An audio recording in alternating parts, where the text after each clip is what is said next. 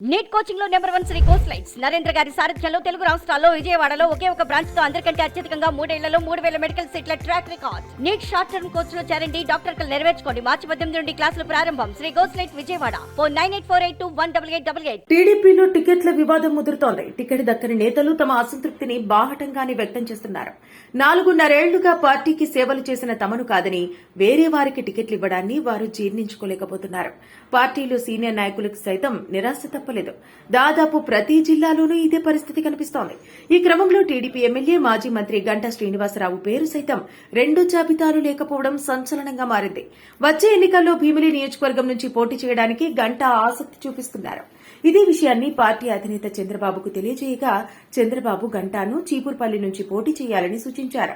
అక్కడ మంత్రి బొత్స సత్యనారాయణ వైసీపీ అభ్యర్థిగా ఉండటంతో ఆయనపై పోటీ చేయాలని చంద్రబాబు ఆదేశించారు. అయితే అందుకు గంటా అంగీకరించలేదు. చీపురుపల్లిలో తనకంటూ సొంత క్యాడర్ లేకపోవడంతో అక్కడ పోటీపై గంటా సుముఖత వ్యక్తం చేయడం లేదు. అయినా చంద్రబాబు ఏమాత్రం తగ్గకుండా చీపురుపల్లిలోనే పోటీ చేయాలని గంటకు మరోమారు సూచించారు. దీంతో గంటా టీడీపీని వీడే ఉద్దేశంతో విశాఖలో తన అనుచరులతో ప్రత్యేక సమావేశం నిర్వహించి భవిష్యత్తు కార్యాచరణ గురించి చర్చించారు. ఈ క్రమంలోనే గంటా టీడీపీని వీడి జనసేనలో చేరాలని చూస్తున్నారని తెలుస్తోంది. ఆ పార్టీలో చేరి పొత్తులో భాగంగా భీముల నుంచి జనసేన తరపున పోటీ చేయడానికి గంటా సిద్దమవుతున్నారని సమాచారం.